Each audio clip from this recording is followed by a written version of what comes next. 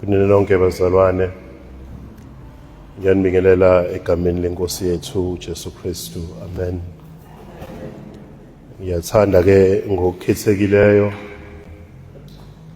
bingelele futhi ngamukele labo abakhethile namhlanje ukuzivakashela la ebandleni Sound Doctrine Fellowship bezohlanganyela kanye nathi. Siyambonga kakhulu uNkulunkulu ngesinqumo enisithathile ukuyikhethela ukuthi nifisa ukuthi nihlanganyele naleli bandla emabandleni amaningi akhona, kodwa nina nachuza noma nakhetha ukuthi nize lapha ekhaya nizokhonza kanye nathi. Siyambonga uNkulunkulu kakhulu ngani. Babamabhida ke bazalwane omphambi kwenu, ngiyamthanda uNkulunkulu kakhulu ngoJesu wangisindisa ebini bami. Amen. Ngimi labazalwane ngishaya uvalo. I'll tell you why. Ukushumayela into enzima kakhulu kumuntu osuke emingaphambili ekumele adlulise umyalezo kaNkulunkulu ebandleni elihleli uNkulunkulu alibizile ngokwentando yakhe ukuthi lizomlalela esebenzisa lo osuke ezodlulisa lo myalezo. Amen. Isikhathi esiningi ke kwenzeka intshumayelo njengaleya namhlanje ukuthi intshumayelo ungayiboni kakhulu ikhuluma nalabo abahleli belalele wena, kodwa intshumayelo ikhuluma nawe kakhulu. Amen. Ikhuluma nawe ukuthi wena as much as uzoyidlulisa le message noma lo myalezo lentshumayelo, wena uqala uyayihlolisisa yini ngezwi likaNkulunkulu, ithini lentshumayelo yanamhlanje kuba bamabhida azoyidlulisa kubazalwane. So ke ngibe ne-struggle esikhulu kakhulu bazalwane while preparing this message. Njalo mangilivula iBhayibheli ngibuka lamavesi umpostoli Paul ekhuluma nabazalwane, ngibuke ishaya kakhulu mina lento bazalwane. Amen. Ngoba umpostoli Paul la ubuza imibuzo ayibuza kulabo abathi basindisiwe njengami nawe ohleli lapha uthi usindisiwe, labo abayibiza ngabantwana bakaNkulunkulu. So ukushumayela ke kube nzima kakhulu kumina namhlanje ukuthi ngize ngizoma phambi kwenu ngiphathe izwi likaNkulunkulu because of le ntshumayelo namhlanje noma lamavesi umpostoli Paul abhala ibandla labaseKolose, nokuthi le incwadi kumele idlulisele emabandleni size yafika nakumina kanye nawe umpostoli Paul ebuza lembuzo kithina sihleli la as much as eyibuzile ebandleni laseKolose. Amen. Umpostoli Paul ufunda nje ku chapter 1 uzobona ku verse 2 ukuthi le ncwadi indeed ibhalelwe abazalwane abasindisiwe. Obani abasindisiwe? Yilabo abathathe impilo yabo ngokulekelelwa ukuzwa izwi likaNkulunkulu, labahlaba bayibona bona ukuthi bahlukene noNkulunkulu, base uMoya Engcwele wasebenza ngaphakathi kubona, bayibona ukubi babo, base beyasindiswa. Amen. Yilabo abakholelwayo futhi emsebenzini uNkulunkulu awenzile wawuphelelisa endodaneni yakhe uJesu Kristu. Yilabo abakholelwa ekufeni, ekuzalweni kaKristu Jesu ezalwa intombi uMaria, bakholelwe futhi ekufeni kaKristu, bakholelwe futhi ekuvukeni kwakhe, bakholelwe ukuthi uKristu izono zabo zonke zabalelwa kuyena ngesikhathi elenge esiphambanweni. Amen. Bese beyasindiswa. Abantu abanjalo kumpostoli Paul ababhalele ebandleni laseKolose, abantu abanjalo ababhalele la eSound Doctrine Fellowship ukuthi thathanani izwi likaNkulunkulu nihlole ngalo. Amen.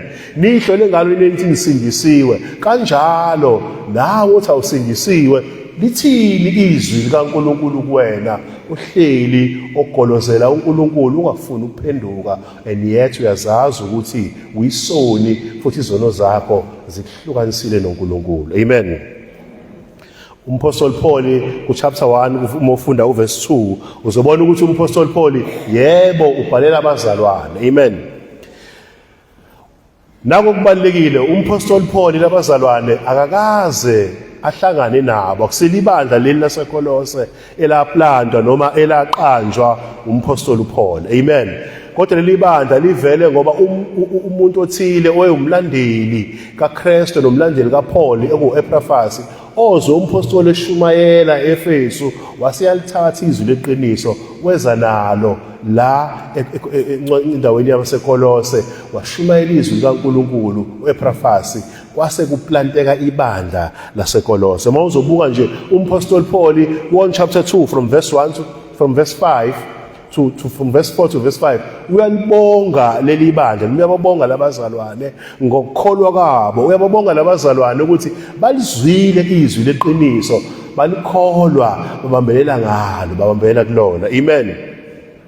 So ku chapter 2 ke manje uzombona umpostoli Paul useyabatshela because kunezinto ezenzekile la emindaweni yase-Efesu, kuvuke abantu ngaphakathi emabandleni eKolose, kuvuka abantu ngaphakathi ebandleni nezimfundiso ezenza ukuthi labo abakholwayo ivangeli ngoKristu bamngabazi uKristu because baquestiona ubuNkulunkulu bukaKristu, baquestiona imisebenzi yamandla kaKristu, baquestiona insindiso ekumele ize ebandleni noma ize kulabo bazokholwa kuphela ngoKristu. Amen. Umpostoli Paul ke uyaqala uyayilungisa lento uma ufunda chapter 2 verse 20 uthi kubona ke uthi uma ke nina nafa kanye noKristu. So ngaqala ukufundela bamadolo chapter 2 verse 20.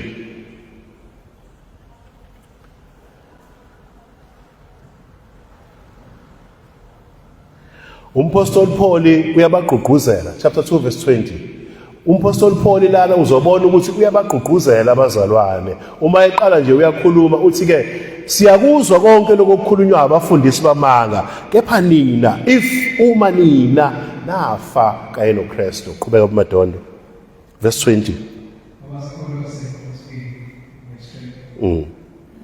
Uma nafa kanye noKristu ngakhululwa ezimfundisweni zokucathula kwezo. Ungani ungathi nisafika kwezo.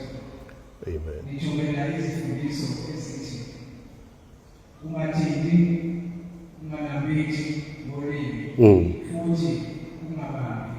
Amen.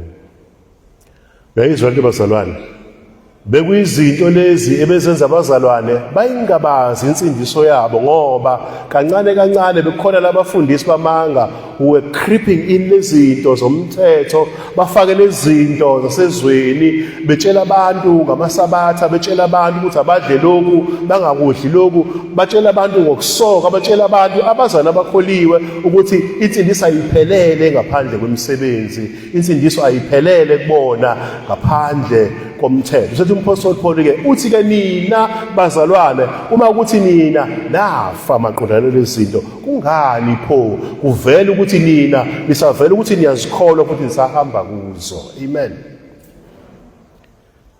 Umpostoli Paul uyabona masewehla sokuqala la isifundo namhlanje from verse 1 to verse 4. Umpostoli Paul uyayiqhubeza le ndaba because uma uqala ku verse 20 uzobona ukuthi it's a continuation eqhubekayo because uzobona ukuthi uma ubona igama abazalwane lithi if eBhayibhelini noma uthi eligama lithi uma ibizwa ngani lento, it's a conditional clause. Amen. Isho ukuthi khona into eyenzekile noma khona into ayikhulumile i-continuation yawo. Uyayibona nalana ku chapter 3 uverse 1 uthi ke uma nina navuswa kanye noKristu. Amen.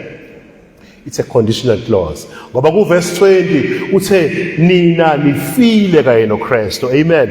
Akwazi ukwenzeka abazalwane ukuthi uvuke noma uvuswe noKristu ungafaka kanye naye. Akwazi futhi bazalwane ukuthi ufe kanye noKristu ungeke uzuvuswe kanye naye. Amen. Utshela abazalwane base-Efesu baseKolose ukuthi nina bazalwane uma ke navuswa kanye noKristu. Amen. Uyaqhubeka kwamadondo uthini? Verse 1 to verse 4.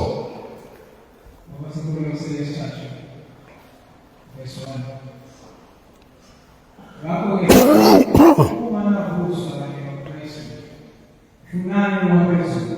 Amen. Lapho ekhona uKristu. Lihleli ngokwesokunene sikaNkulunkulu. Nalani waphezulu. Ninganaki ukuthi emhlabeni ngokuba nafa.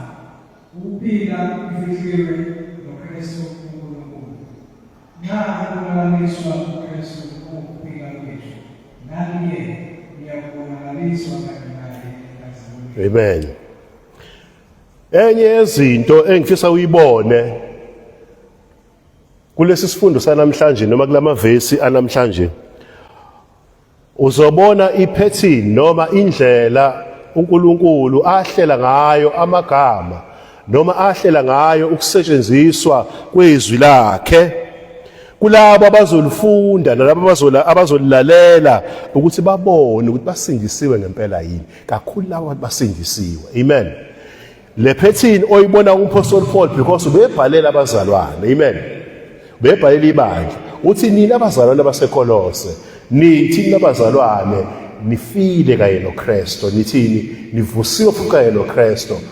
Iqiniso lelo siyalikholwa. Nazi kumele ilindeleke kubantu labo abasho njalo abathi bafile kanye noKristu, bavuswa kanye noKristu, abazalwane abantu basindisiwe, abazalwane abafana nami nawe namhlanje. Amen.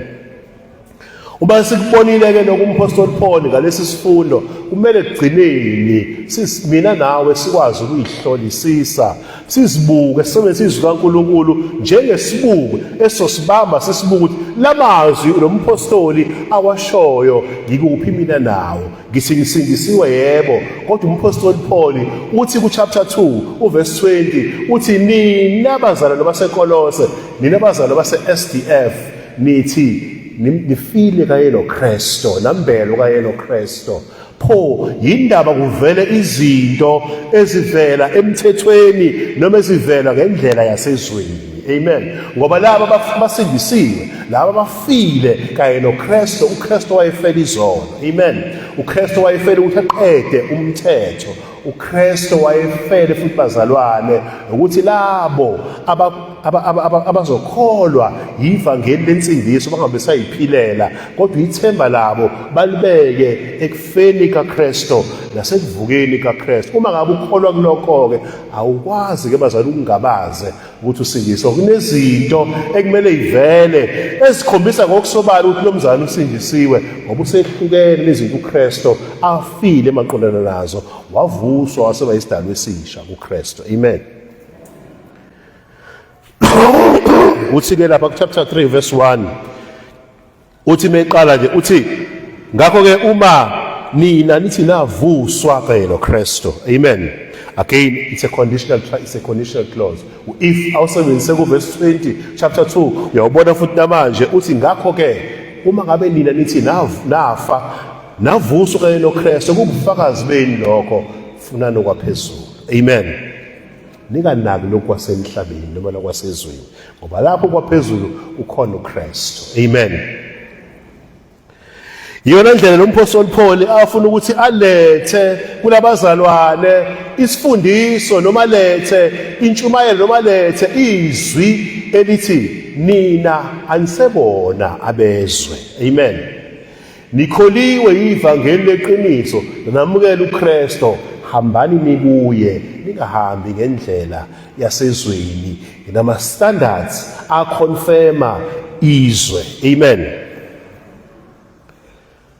Ithi lento labo abathi baba ngabantwana bakaNkulunkulu, labo abathi bavusiwe kanye noKristu ngoba bafile kanye naye ngenxa yesono noma ngenxa yezono, bayakholelwa emsebenzini uNkulunkulu awenzile, wawugcwalisa, wawufeza wonke, wawuphelelisa endodaneni yakhe, kumele bahambe ngalendlela. Amen. Ngoba nina uma ngabe nina nithi nafa kanye noKristu, nivusiwe futhi kanye naye, anifanga kwaphelela lapho, kodwa uKristu ubuye wavuswa. Amen. Nani navuswa kanye noKristu, sene-identity entsha nina. Ekuqaleni beningenalo identity kuKristu, manje seningabantwana bakaNkulunkulu, uKristu eyinkosi yenu, hambani ngendlela kaKristu. Amen. Funani okwaphezulu. Usebenzisa igama lokuvuka. Amen. awuphinde futhi bamadondo ufunda verse 1 to verse 2. Umpostoli Paul usebenzisa igama lokuvuka, uletha lento eyisiqiniseko ukubona ukuthi akuphelelanga kuphela ekufeni, akuphelelanga futhi kuphela ekutheni uKristu wethuneni, kodwa uvusiwe. Labo abathi bafile kanye noKristu babe bavuswa kanye naye.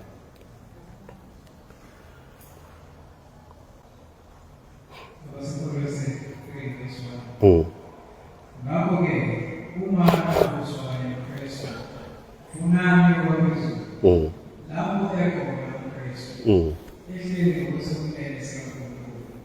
Nakani okwaphezulu, ninganaki okusemhlabeni. Ikhuluma ngokuzalwa kabusha and the newness of life in Christ. Amen. Impilo entsha kumuntu ofile wavuswa kanye noKristu ngenxa yesono. Amen. Wasephila impilo entsha esiyigxiliswe ekuvukeni kukaKristu ngoba ufile manqola nesono. Amen. Identity yakhe isiyashintsha. Lemkhuba emidala yempilo endala engakafika yena noKristu kumele ibonakale, ibe ufakazi empilweni yakhe, ibe ufakazi azopresent ukuthi mina ngifile impela kanye noKristu, sengivusiwe kanye naye. Amen. Umpostoli Paul uthi uma nafa, chapter 2 verse 20, kanye noKristu anikwazi ukuhamba ngendlela yezwe. Abese chapter 3 verse 1 uthi nina nivusiwe kanye noKristu. Amen. Bheka lapho chapter 2, bantu abavusiwe kanye noKristu ukuthi abantu abanjani. Chapter 2 uverse 6 to verse 7 uthi ke ngakho-ke njengalokho nina abazalwane nimamukele uKristu uJesu, hambani nikuye. Benza kanjalo abantu abavuswe ngoKristu. Amen. Benza kanjalo abantu abafile emanqola nesono, abasahambi ngendlela yasezweni le ephambene nokufa nokuvuka kaKristu, bahamba begxiliswe kuKristu ngoba uyena obafele futhi uyena ovukile wanqoba lokubahlula. Usethi ke hambani nina abazalwane nikuye uKristu, anihambi nisezweni. Amen. Uthi nigxilile, leli gama lithi nigxilile lithi rooted in Christ. Amen. Umuntu ogxilile ngisho ngafika izinto zasezweni zithi ziyamnyakazisa, kodwa ngoba ugxilile kuKristu uzokhumbula bamadondo ukuthi mina ngifile kanye noKristu. Amen. Ngavuswa kanye naye. So impilo yami ke seyigxilile kuKristu. Amen. Uthi nakhiwe. Amen. Abasethi ke nakhiwe kuye, niqiniswe ekukholweni njengakho nifundisiwe, nivame ukubonga. Banjalo abantu abafile kanye noKristu, bavuswa kanye noKristu, impilo yabo bahamba bekuye uKristu daily. Amen. Bahamba bekuKristu everywhere. Amen. Bahamba bekuKristu anywhere. Bahamba impilo yabo igxilisiwe kuKristu ezintweni zonke nasezimweni zonke. Amen. Umuntu ovuswe kanye noKristu uyaqaphela njalo indlela aphila ngayo. Awusaphili ngama-terms akho obuyikhethela wona usewumuntu wezwe. Awusaphili manje ngeindlela zakho, isishamthetho sakho sesiyashintsha ngoba awusalawulwa wena yizwe, kodwa ulawulwa okwaphezulu la uKristu ehleli khona. Amen. Siyashintsha isishamthetho sakho. Therefore neindlela zakho uzihamba ngendlela yalo okushayela umthetho ovusiwe kanye naye okuyinkosi uJesu Kristu. Asiphili ngendlela esifuna ngayo, asiphili futhi ngendlela esithanda ngayo, kodwa siphila ngendlela uKristu asilele ngayo. Amen. Ukuphila kwethu ngendlela uKristu afuna ngayo ukunaka okwaphezulu. Yini ukunaka okwaphezulu?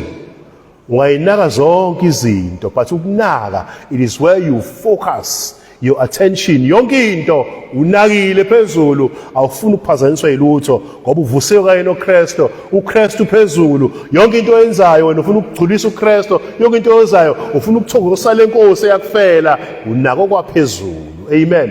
noma ngabe sifika kuliphi ikhona lempilo yakho, simfica lo mzalwane ugxilisiwe kuKristo, wakhiwe kuKristo, unaka okwaphezulu. Amen. Awunaka kwasezweni ngoba uKristu usezulwini. Amen.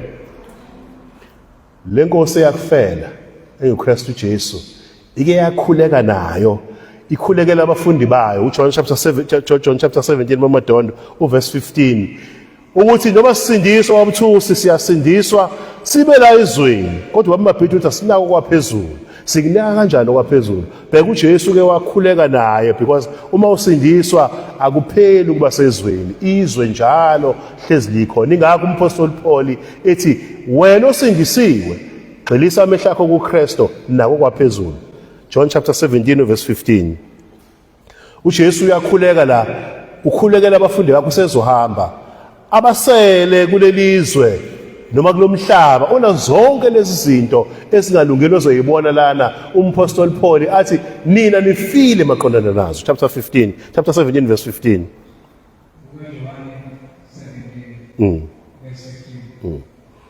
Angiceli ukuba babusise emhlabeni, kodwa ukuba bavikele umubi. Uthini uJesu? Usho abafundi bakhe, angiceli baba ukuthi ubasuse emhlabeni. Amen. Bazophila kulomhlaba. Amen. Kodwa baphile begxilisiwe kuKristu, bakhiwe kuye. Amen. Bese benako kwaphezulu. Amen. Ngoba bazophila kulomhlaba. Uthi ke wena Nkosi ngiyacela baba ukuthi ubavikele komubi, because amehlo abo, ukuphila kwabo, inhliziyo zabo, ne-identity yabo entsha ithi nina nifile kanye noKristu, navuswa kanye noKristu, seningabantwana bakaNkulunkulu nakano kwaphezulu. Amen. Akuseyena umuntu omdala ophila kunina, sekuphila umuntu omusha, ngoba lo mdala ufile kanye noKristu, kwavuka umuntu omusha nakano kwaphezulu. Ngoba umuntu omusha ubonakala ngalokho ukuthi akasayinaki lezi zinto lezi ebeyinaka umuntu omdala zala ezweni, ngoba lo mdala ufile, ufeka kanye noKristu, lo musha uvusiwe kanye noKristu, therefore unaka okwaphezulu, hayi okwasezweni. Amen. Beka umpostoli Paul uyaqhubeka uyakhuluma nabazalwane, uzoyibona lezi zinto eziwukunaka noma ukunaka kanjani ke okwaphezulu. Bheka le umpostoli Paul uyabaluleka futhi labazalwane baseKolose, nayi into ekumele ninake abazalwane, and nayi identity yenu entsha kuKristu. Chapter 3 verse 12 to verse 14. Uthi ke lakho ke njengabakhethiwe abazalwane labo, uthi bakaNkulunkulu abangcwele abathandekayo, yembathani. Amen. Uthini? Yembathani. Yini asebenziseligaba ukuthi yembathani? It's because ngesikhathi ukukhumula umuntu omdala kumele umbathe umuntu onjani? Omusha. Amen. Umuntu omusha onjani? Ogxilisiwe kuKristu, onako kwaphezulu. Amen. Awukwazi ukuthi ngesikhathi usindiswa ube umlando umuntu omdala leyimbathe indala, wena sowuhlanziwe ngegazi lemvana, awukwazi ukubuye futhi uyingcolise wembathe okwasezweni. Amen.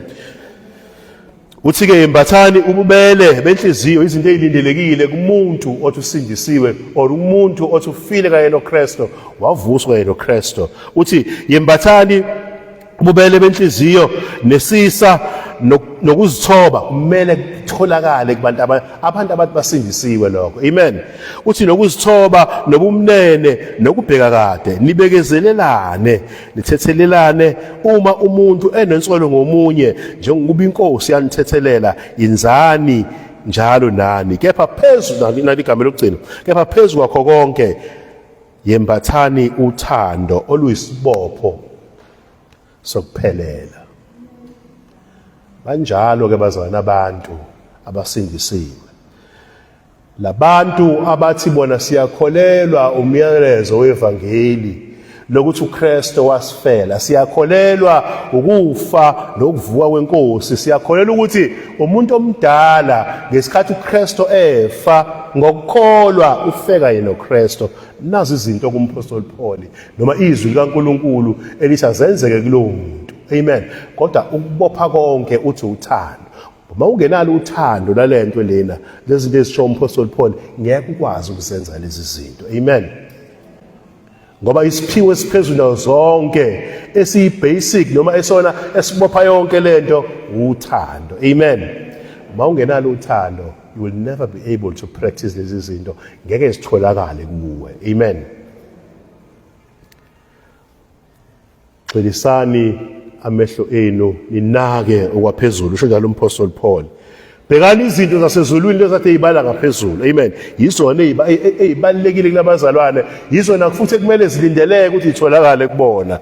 Hayi izinto zala emhlabeni noma lazala izweni eziphazamisayo ifellowship yabo kanye noKristu, eziphazamisayo ukukholwa kwabo inkosini uJesu, eziphazamisayo ivangeli abalamukelile lensindiso ngoKristu Jesu nakanokwaphezulu, ngoba okwasezweni kuyaphazamisa.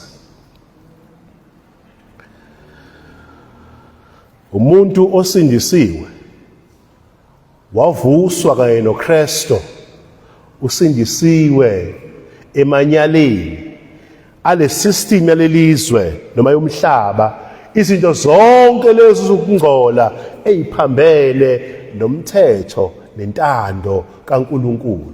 Abantu abanjalo ke bazalwane abavusiwe kanye noKristu, abantu abanjalo futhi labo abathiwa abasindisiwe, izwe libalethela izinto bazinqabe ngoba ziphambene nomthetho nentando kaNkuluNkulu. Ngisho zingafika zigqokiswe kanjani, kodwa uma ngabe zimelene nentando kaNkuluNkulu, uma ngabe zimelene nezwi kaNkuluNkulu, you test yourself against izwi kaNkuluNkulu ukuthi ithini izwi kaNkuluNkulu ngalento. Then wena what you do, ngoba uvusiwe kanye noKristu, ufile futhi kanye noKristu ezintweni zasezweni, uzoyibona ukuthi yizwe le bese uthi cha, I rather listen to izwi kaNkuluNkulu nokuthi ngihambe ngendlela yezwe. Amen. Ithi lento yonke into it's about uKristu. Umpostoli Paul beqhubeka kwaMadondo uverse 4, uverse 3 noverse 4 uthi uKristu uhlezi kwesobunene sikaNkulunkulu, uhlezi emazulwini kwesobunene sikaNkulunkulu. Ngifisa ukuyichaza leyo. From verse 3. Ukuba nafa ukuphila kwethu kuphiliwe uKristu. Asicayide lapho bazalwane. Ukuphila kwenu kufihliwe kanye noKristu kuNkulunkulu. Awuziphileli nje ukuphila kwakho uma usindisiwe, uNkulunkulu angakunaki ukuthi akunikeze nokufihla okushoyo. uNkulunkulu uyakuthatha uma usindisiwe akufihle kanye noKristu. Ufihla kanjani noKristu? Ukuthi wena ukuphila kwakho kugxiliswe ezwini kaNkulunkulu, because it is when you learn about intando kaNkulunkulu, uthini uNkulunkulu, bese umntwana kaNkulunkulu bese ubiza ngomKristu. Ukuphila kwakho then it's hidden with him, uKristu. Amen. Awuziphileli nje uNkulunkulu, uKristu akayona inkosi esindisayo bese yabayeka abantu bayihambele noma kanjani. He keeps his own, yabavikela bakhe. Amen. Ukuphila kwakho kufihliwe kanye noKristu. Amen. Yingakho ethi uNkulunkulu Baba, labo nkosi onginikeza bona angiyoyeka namunye aphume esandleni sami, because isandla sikaKristu sinamandla, isona esikwazi ukufihla. Amen. Labo abakhethile noma labo abezwe izwi lensindiso bakholwa umsebenzi uKristu awenzile esiphambanweni, then ukuphila kwabo bese kuyafihlwa kanye noKristu. Awuziphileli nje bazalwane ngentando yakho, awuyiphileli futhi ngentando yomunye umuntu, uphila ngentando kaNkulunkulu ngoba ukuphila kwakho sekufihliwe kanye noKristu. Yonke into oyenzayo empilweni yakho you imitate uKristu. Amen. Yonke into oyenzayo emsebenzini ngoba ukuphila kwakho kufihliwe kanye noKristu, wena uzokwenza ukuthokozisa inkosi le ekufihlile. Amen. Qoba amadondo.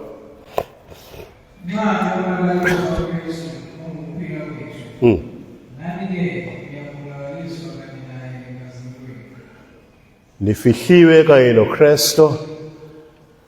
There is a future glory yenu. Sikhuluma nge-eschatology lesikhathini esizayo. Nxa uKristu ebonakaliswa, labo abasindiswe ngokweqiniso, abanako kwaphezulu, abangahambi ngendlela yalelizwe, nxa uKristu ebonakaliswa, labo abafihle kuyena. Uthini amadondo verse 4, verse 3? Nxa uKristu ebonakaliswa uthini?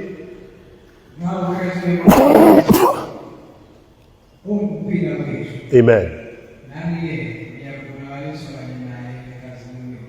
akwazi lithi izwi kaNkulunkulu bhekana uthando olungaka ukuthi sibizwe ukuthi singabantwana bakaNkulunkulu. Bese lithini ke kepha kwaziwa esiyikho manje kodwa mhla ibonakaliswa uKristu siyofana naye. Security yomuntu osindisiwe leyo. Amen. There is glory to those abasindisiwe bamukela izwi kaNkulunkulu ngeqiniso. Iglory ezayo ngoKristu laba fihlwe kuyena. Amen. But in verse 5 to verse 9 umpostoli Paul useyabaxwayisa ke labazalwane is coming with another dimension manje. Uthi nabeni izoni nina. Nasindiswa nina. Lezono lezi elokhu ivela kancane. No bazalwane baseKolose. Zibulaleni lezono. Put to death, zibulaleni.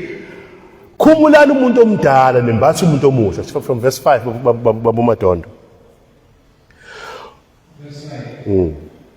Ngakho-ke bulalani amalungu enu asemhlabeni. Uthini umpostoli Paul? Ngakho-ke bulalani ligama elithi bulalani is a very strong word. In fact ligama elithi bulalani la ezulwini ngesingisi lithi kill. Ngesi-Greek original language lithi necrosante elichaza ukuthi exterminate, eliminate, wipe off. Amen. Ngendluzula bulalani umuntu omdala. Amen. Uthini? Ukuvela, ukungcola, ukuhela, ingane yoningi, ngokolo, ukukhonza ukuza ngakho ukulala Ebeniphila kukho isikhathi esanele kulezi. Kepha manje lahlani bonke lokho. Ulaka, ukuthukuthela, ububi, umhlabalaza, ukukhuluma amahlazo emlonyeni. Ningaqambi amanga omunye ukuba senikhululeke umuntu omdala nezenzo zakhe. Sithe igama esisetshenziswa is a very strong word. Elikhuluma ngokubulala. Lento umpostoli Paul ayikhuluma methi babumadondo efunda lapho uthi ababulale uphinda kaningi. Ama habits abamadala. Indlela zabade beyiphila ngazo ezindala. Umpostoli Paul uthi musanda uthatha izono zenu noma nendlela yenu endala nifa phansi kwacarpet. Libuye nibuyele kuyona. Musana ukucinezela lezono uthi kill them and do away with them. Amen.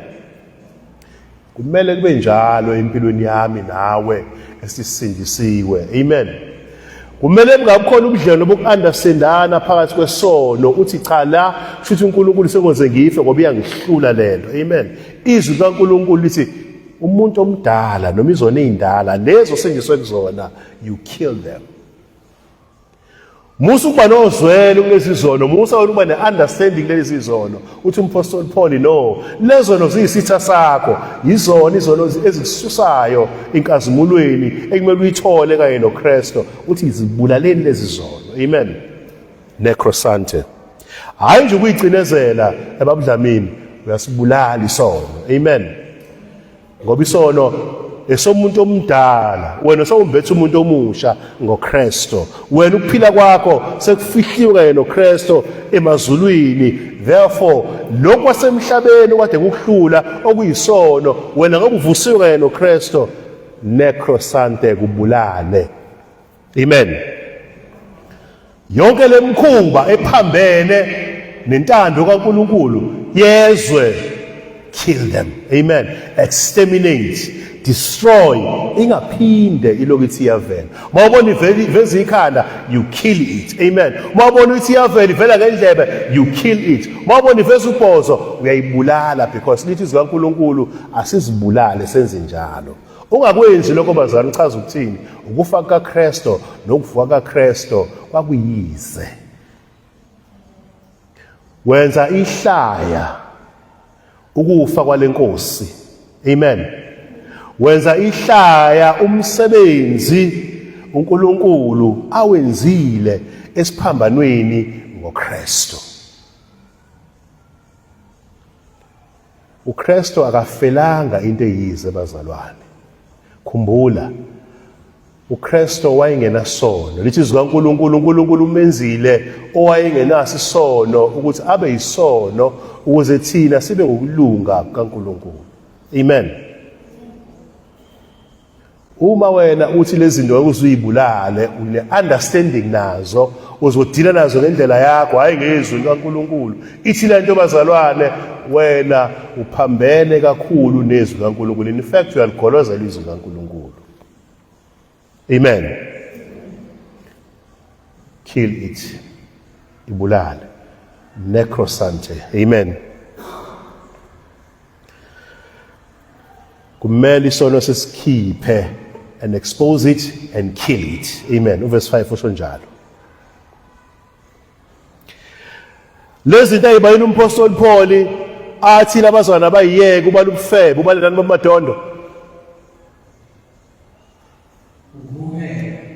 Inkanuko. Uthi nani? Bese sithi khona igama sebenzisa verse 6 uthini? Konke lokhu kunjani? Verse 6.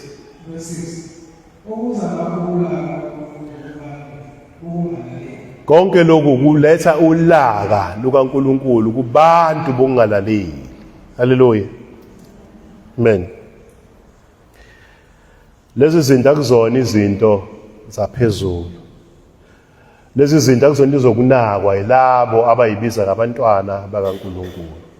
Ngoba mabeyinakile ziletha ulaka likaNkulunkulu kubona. Amen. Uthi umpostoli Paul, ninaziboneni ukuthi nifile maqondana nalezi zinto. Amen. Ngoba uKristu wafa, nina nafa kanye naye, navuswa naye. Zifile lezi zinto, umsana ube nibuyele kuzona. Amen. Ngoba le Nkosi uJesu eyanifela, ngeke yona qobo lwayo iphinde futhi ifele izone njengalezi. uJesu wawumhlatshelo once and for all. Ngeke aphinde abe umhlatshelo ever again. Amen. Therefore labo abakholelwa kuKristu, abakholelwa ekufeni nasekuvukeni kwakhe, hambani nigxilisiwe kuye, hambani futhi nakhiwe kuye bese ninaka okwaphezulu. Amen. But nayi abazalwane into ekumele siyibheke kulo othi ziyangihlula lezi zinto. Zikhona empilweni yami, yakhumbula ngiseni bazalwane. I relate nalezi zinto ezibhalwe labazalwane. Naleli izwi kaNkulunkulu likhuluma nami more than likhuluma nawe. Ngifisa ke manje mina nawe sisizakale, sisizwe izwi likaNkulunkulu. Lithini izwi likaNkulunkulu mayelana nokuyibulala lezi zinto lezi umpostoli akhuluma ngazo, umpostoli Paul akhuluma ngazo from verse 5 to verse 9. Okokuqala, uyibulala kanjani lezi zinto? Uyibulala ngokuphenduka. Yini ukuphenduka? Ukuphenduka, it is when ushiya umuntu omdala completely, ujika sale ngemuva ubheke kwenye direction. Amen. Ukuphenduka kona ukudabuka. Uma ngabuye esonweni uthi kulungile, hey yazi lesono lesi ishingaphinda kayenza lento. Ukuphenduka, it is when you turn away from sin completely. Amen. Akona ukudabuka, akona futhi ukushaya uvalo. Ukuphenduka ukwazi iweight yesono in a soul of a believer. Ukuphenduka, it is when you understand umthelela wesono ebudlelweni bomuntu osindisiwe kanye noNkulunkulu. Uyakhumbula uJudas bazalwane noPetro? Ngiyafisa ukwenza nama example o2. Bobabili bamphikile uKristu. uJudas umkhaphelile uKristu. Wamukela inkokhelo yemali. Ngiyakhumbula bazalwane. uPetro uthe bese ebona uKristu eshawa ezebethelwa, wamphika kwaziwaka, wamphika elokhu ifikile intombazane, hayi neso lo bekuwomunye behamba noKristu, wathi hey sukani kumina nina ngiyazi leyo nto. Umphikile naye uKristu izikhathi eziningi. Amen.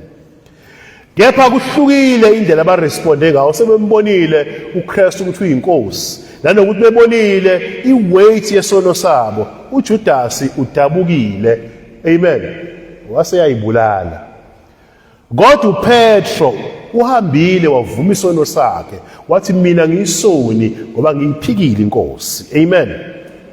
wase yaphenduka. Amen. uNkulunkulu waseyamsebenzisa uPetro ukuthi abe uyena oshumayela ivangeli ngokuvuka kukaKristu kumaJuda. Amen. KulamaJuda uPetro akade emphika kuona uKristu. Amen.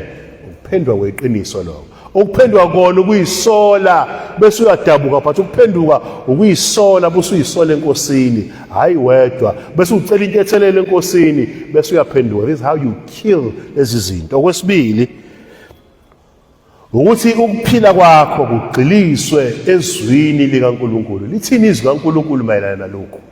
Lithini izwi kaNkulunkulu mayelana nalokho? Ngabe lokuyintando kaNkulunkulu yini? Ngabe ngisenza ngakho yini ngokwezwi kaNkulunkulu?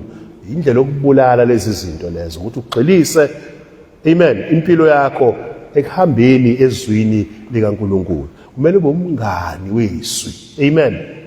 Kumele ugxile ezwini likaNkulunkulu ukuze ukwazi ukubulala lezi. Otherwise ngeke ukwazi ukuyibulala ngeindlela zakho, because indlela yokuyibulala isezwini likaNkulunkulu. Iyona manual kumele uyisebenzise ezokunikeza amasu neindlela zokubulala lezi zono eloke ivela zivezwa yizwe kuwena. Amen. Lo muntu omdala lokho efuna ukuvela, lo mkhumulile, iyona ndlela yokumbulala lo muntu omdala ukuthi angaphinda abuye empilweni yakho. Noma ezama ukubuya uyambulala, exterminate him. Okwesithathu, sewulibonile izwi likaNkulunkulu lithini ngalokhu, bese uyayiphila ke lento eshiwa izwi likaNkulunkulu. Amen. Ungabuki nje izwi likaNkulunkulu bese ungabisayiphila lento eshiwa izwi likaNkulunkulu.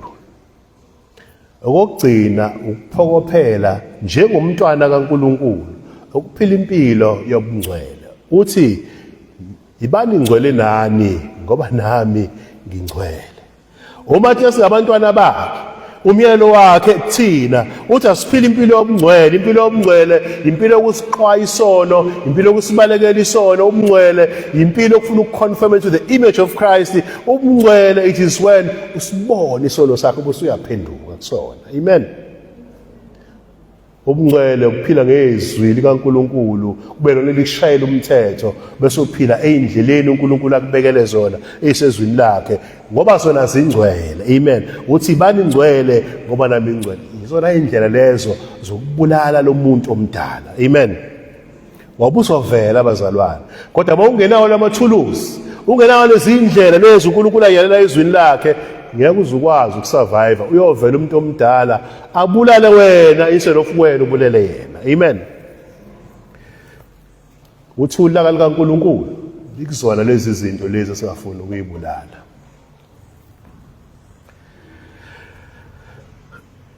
Uthi lapha yana ufunda uMadonda sesiyavala, uthi lapha ku verse 9 uthi nina futhi ningaqamba amanga. Singaqamba namanga abazalwane. Kubuthi simkhumule umuntu omdala. Uthi in verse 9 uMadonda uthi asiphileni singaqambela namanga. Amen. Uthi simkhumule izinto umuntu omdala, kodwa deep down sisizinhle akamkhumulile umuntu omdala. Izenzo zaso sisizinhle azikhombisa usisizinhle ukuthi ufile kanye noKristu, wavuswa yena noKristu. Usisizinhle usambethe lo muntu omdala akambulele. Verse 9. Ningaqambi amanga omunye womunye ngokuba senikhumule umuntu omdala ngezenzo zakhe.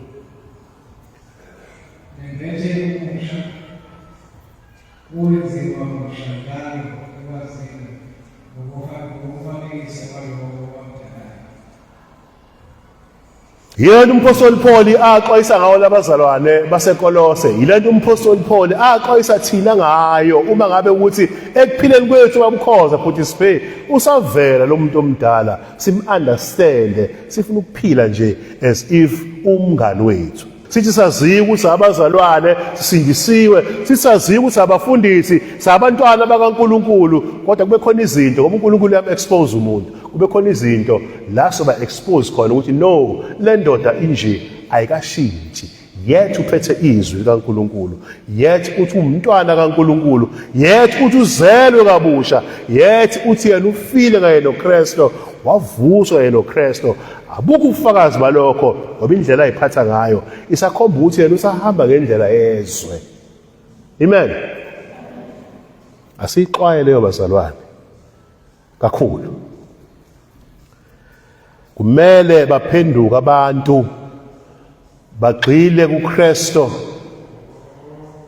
senze okushiwa yizwi likaNkulunkulu in whatever circumstance siyithobele inkosi. Amen. Ngisho singabe siyazizwa bazalwane ukuthi cha siyahluleka la kodwa izwi likaNkulunkulu liyasilekelela nomoya ingcwele masindiswe ukuthi uyasilekelela. Amen. Uveseni ukhuluma ke ngokuzalwa kabusha nokukhuliswa futhi elwazini. Ukhuluma futhi ngento eqhubekayo ukuthi wena uyaqhubeka a continual renewal bamadondo. Ngicela ungibheke uverse 10 uthini.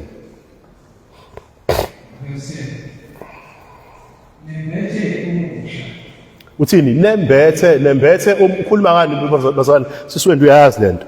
Umethi nembethe siswende uthini? It's an active present tense because into eqhubekayo. Akusho nambatha uthi nina manje babudlamini uthi manje sisibongiwe sawumbethe umuntu omusha. Amen. Uthi yenzekile lento kunina nina nembethe umuntu omusha. It is sure ukuthi bambethe umuntu omusha. Amen.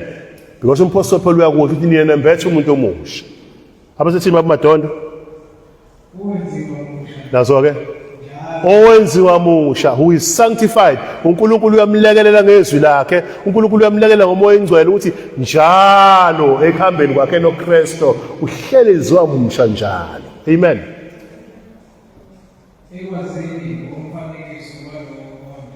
Ukuze yena abe confirmed to the image of Christ, to the image kaNkulunkulu ngoKristu. Amen.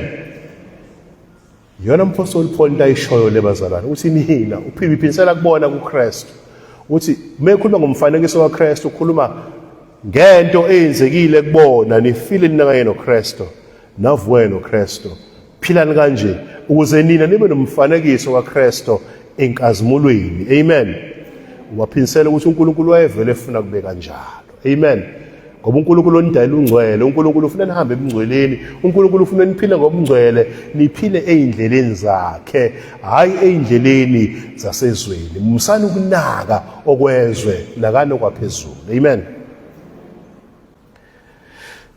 Kumele sonke sihambe ngendlela kaKristu.